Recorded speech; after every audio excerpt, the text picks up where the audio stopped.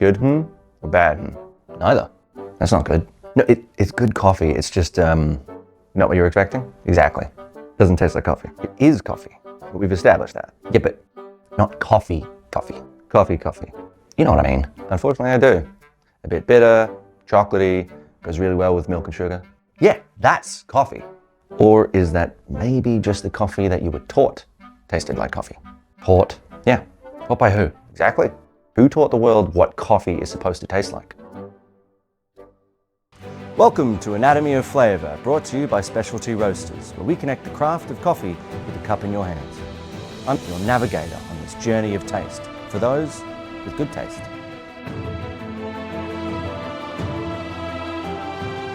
When people say a coffee doesn't taste like coffee, they usually don't mean it literally. They mean it doesn't match the flavour in their head. And for a lot of us, that flavour is surprisingly specific. Nutty, chocolatey, roasted dark and a bit bitter. Comforting, predictable. The kind of coffee that works with milk and sugar. The kind of coffee you remember before you knew anything about coffee. The smell from your parents' cup. The first bitter sip. The early morning kitchen. The cafe down the street. Before you had the words for acidity, processing, origin, or roast level, that flavour had already defined coffee for you. And once something becomes part of the definition, it stops feeling specific. It just feels ordinary. So ordinary that we rarely stop to ask where this idea of what coffee is supposed to taste like actually came from. Let's see. If we look closely at the coffee in your cup, strip everything else away. No milk, no sugar, no syrup, no cream, no little cloud of chocolate powder pretending to be decoration. Unless, of course, the latte art did not go quite to plan. But that's not the point here. Once all of that is gone, what is left is simple. Brewed coffee. And no matter how you brew it, espresso, filter, French press, mocha pot, the basic idea is the same. Water passes through ground coffee. That's it. And water on its own is not doing much for flavor. So, if people all over the world have a similar idea of what coffee taste means, the answer seems just right there. It must come from the coffee itself. Maybe coffee tastes that way because that is simply what coffee naturally tastes like. From the beginning, coffee tastes like coffee. Case closed. Lovely. Very neat. Very satisfying. Except not quite. Because coffee is not a single, simple thing, it's often a blend. Beans from different origins, different varieties, different farms, sometimes even roasted to different levels before being brought together. And even before processing, coffee itself is already full of variables. Coffee trees are living things, and living things vary. If you have siblings, you understand this immediately. Same parents, same house, they may look similar, but underneath, you know they could not be more different. Coffee is like that too. Species, varieties, mutations. Even if you somehow fix the species and variety, the plant still does not grow in a vacuum. Different farms mean different climates, altitudes, soils, shade, rain, heat, and stress. Then, farmers make choices. How they care for the trees, when they pick the fruit, how ripe the cherries are. And that only takes us to the moment the fruit leaves the tree. And it's still a long journey before it reaches your cup. Fermentation, processing, shipping, roasting, brewing. The list keeps going. There are hundreds of points in the journey, and each point comes with multiple choices. Multiply those choices together, and the number of possible flavor paths becomes enormous very quickly. Change enough of those choices and you change the final flavor. So yes, the flavor comes from coffee, but coffee naturally tastes like that is a bit too neat. Coffee can naturally taste many different ways.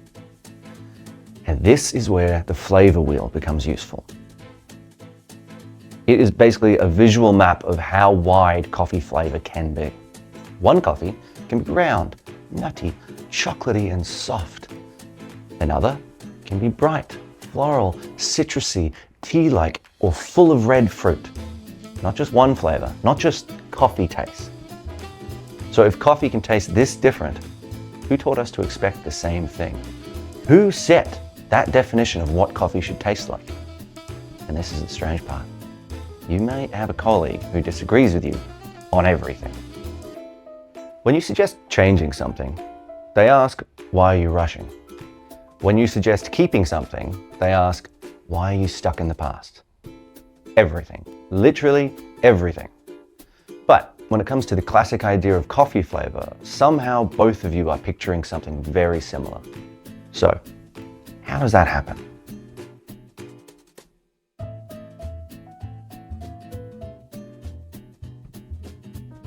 To answer that, let's put ourselves in the position of a coffee roaster. Maybe your own cafe. Maybe you supply coffee to cafes. Either way, you need people to be happy with your coffee, not just once, but again and again. So you look at one of those roast level charts, and you notice something important. As coffee is roasted darker, the flavor usually becomes less about bright acidity, florals, or fruit, and more about roast character, bitterness, body, and that familiar dark coffee smell. Push it far enough, and the differences between origins can become harder to notice. Not impossible, but harder. So now, imagine the beans have arrived. They come with all kinds of conditions, moisture levels, and personalities. You could separate everything, label everything, roast everything differently. Then spend half your life explaining why today's coffee tastes nothing like last week's. Or you could aim for consistency, a flavor your customers recognize. A coffee that works every morning and at a commercial scale. Predictability has real value. Not because darker is automatically better, and not because difference is a problem, but because customers tend to return for something they already know they enjoy. For commercial coffee, a darker roast profile can help provide that familiarity. It makes the roast character more dominant. It brings more bitterness, body, and that recognizable roasted flavor. It can help blends feel more consistent, and yes, it gives milk and sugar something useful to work with. Coffee, tea, chocolate, and sugar have a much bigger shared history. We'll come back to that another time. For now, the point is simple. The darker, more roasted profile works for commercial coffee. It was familiar, repeatable, good with milk and sugar, and good for business. So maybe that is it. Maybe the world learned the taste of coffee because roasters pushed coffee darker and made it repeatable. Roast it darker, make it familiar, make it consistent. Problem solved. That must be the answer. So, roasting it is then. But is that the whole picture? Not quite. Roasting can explain how coffee becomes darker, more bitter, more consistent, and more familiar. But it still does not explain why that version came to dominate people's expectations. So, instead of being a roaster, this time imagine you own a cafe. You're not trying to make one perfect cup. You are trying to make the same good cup again and again. The customer comes back because they liked what they had before. They want that again. Not a philosophical surprise in a cup. So standardization matters. Dose, yield, time, pressure, temperature. Suddenly, the espresso machine looks like a very good idea. And so does the Italian menu. Espresso, cappuccino, latte, macchiato. Clear names, repeatable drinks, a familiar system. And familiarity matters more than we think. Think about the first time you ordered at Starbucks. I know, some people would never. But for a lot of people, it's the norm. So, stay with me. You wanted a medium. Then the menu says tall, grande, venti. And for one painful second, you're no longer an adult. You're just a person at the counter trying to decode a cup size while the queue behind you silently judge your entire existence. None of the names gives you an obvious clue, but it's your turn, so you order with borrowed confidence. You get your coffee, and of course, the one thing you were trying to avoid happens. Wrong size. So you curse a little bit in your mind, and that, my friend, is what a familiar coffee menu does. It gives people a shared language. Once you learn the system, everything changes. You know what to say. You know what you are getting. You can order with confidence and speed, and quietly judge the next person for hesitating too long.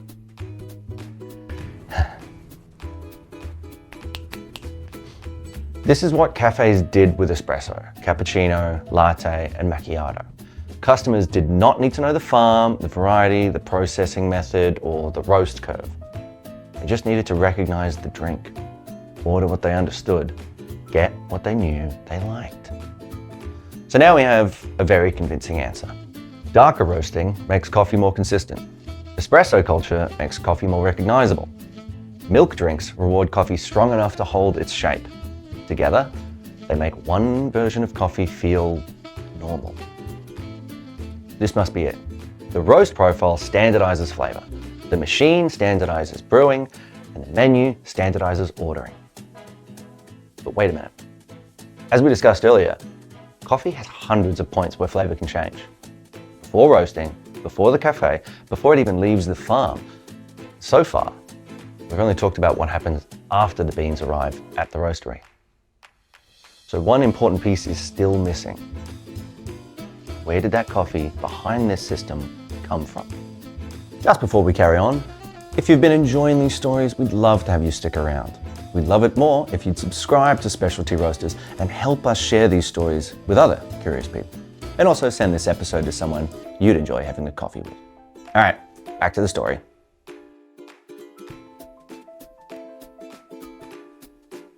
To answer that, let's move one step further back. This time, imagine you're buying coffee for the system.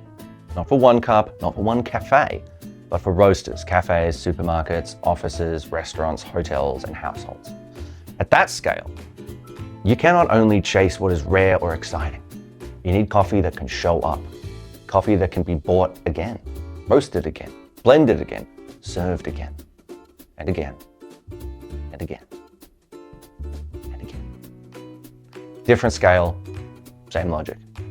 People come back because they want something they recognize. So now, the question is not just, what does this coffee taste like? The question is, where do you find enough coffee to support a habit at this scale? For a huge part of the modern coffee world, one country is impossible to ignore: Brazil. Brazil is not just another coffee origin. It is the largest coffee producer in the world, currently responsible for around 1/3 of global coffee production. And when one country produces that much coffee for that long, it does not just supply the market. It starts shaping the market, because scale changes everything. That is where Brazil becomes more than an origin. It becomes a baseline. Not because every Brazilian coffee tastes the same. It does not. Brazil is huge, diverse, and capable of producing exceptional specialty coffee. But everyday commercial supply does not draw from every part of that diversity equally. At a global scale, the system naturally leans towards coffee that is available, repeatable, and easy to build around. And much of the Brazilian coffee used in everyday commercial blends fitted the profile we've been describing. Nutty, chocolatey, low in acidity, round, comfortable, blend-friendly, milk-friendly. Roasters did not invent that flavor from nothing. They were working with coffee that was available at scale. And once that baseline was there, the rest of the system could amplify it. The roast profile, the cafe system, the milk drinks, until that profile appeared often enough, in enough places, across enough years, that something strange happened. People stopped experiencing it as one possible flavor. They started experiencing it as coffee. So now, it feels like we have the whole picture, from the source to the roaster to the cafe. We understand how this specific flavor profile became useful. But stop for a second. Did your first idea of coffee taste really come from a cafe? For many people, probably not. So before we answer the big question, we need to look at one more part of the system: mass production. When you produce coffee at that scale, stable supply is a strength when the market is healthy. But when the market breaks, that same strength can become a problem. You have mountains of coffee, and suddenly, not enough buyers. The challenge changes. It's no longer just, how do we produce more coffee? It becomes, how do we deal with all the coffee that already exists? Coffee that needs to be stored, moved, preserved, consumed later. That is one reason instant coffee becomes such an interesting part of this story. After the 1929 Wall Street crash, Brazil was left with a huge coffee surplus. The Brazilian government approached Nestlé looking for a way to preserve it. Years of development followed, and in 1938, Nescafé was launched. Instant coffee is a whole episode on its own. Surplus crops, factories, war, soldiers, convenience, a spoon, hot water. And suddenly, coffee could travel almost anywhere. But for this story, the effect is simple. That familiar coffee idea became cheaper, easier to store, easier to ship, and easier to repeat. Not just in cafes, but in home kitchens, offices, army rations, remote fish farms, and mining sites. Places where there may not even be a cafe. For almost a century, this kind of coffee has helped carry one familiar flavor into everyday life.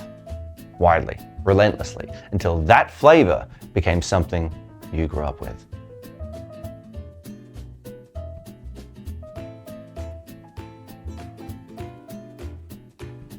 So now we have the pieces of the puzzle.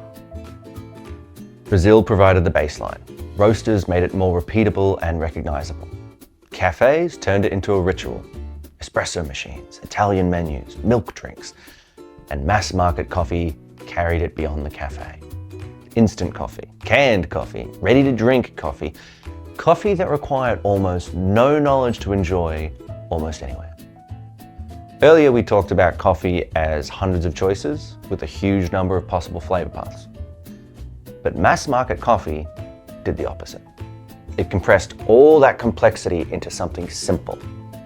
A can, a bottle, a jar on the supermarket shelf, cheap enough to repeat, simple enough to remember, familiar enough to become invisible. And when we put these pieces together, we can see how a flavor becomes a definition.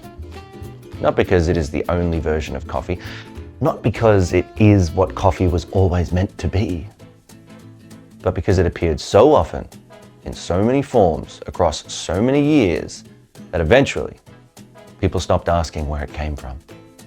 They just called it coffee. So when someone tastes a bright, floral, fruity, tea-like coffee and says, "This doesn't taste like coffee," they are not necessarily wrong. It just does not taste like the version of coffee their memory was trained on. And that brings us back to the question we started with. Who taught the world what coffee should taste like? Not the farmer, not the roaster, not the cafe, not one origin alone. The whole system did. Those pieces worked together and formed one specific version of coffee that generations of people learned to expect. Once you understand that, something changes. You're no longer trapped by one idea of what coffee is supposed to taste like. You can still love the classic version, dark, bitter, nutty, chocolatey. But now, when a coffee tastes bright, floral, or fruity, you do not have to reject it straight away. You can ask a better question. Is this bad coffee? Or is it just outside the flavor I was taught to expect? That is where coffee becomes more interesting, more open. You can explore, you can compare. You can find what you actually enjoy instead of only following the version of coffee that history handed to you. Coffee was never just one flavor. There's always a bigger map. And at Specialty Roasters, we help you explore that map. One roaster, one story, one cup at a time. Visit our shop to see what we are currently featuring. You'll find the link in the description and the top comment. Thanks for watching. I hope to see you in the next story.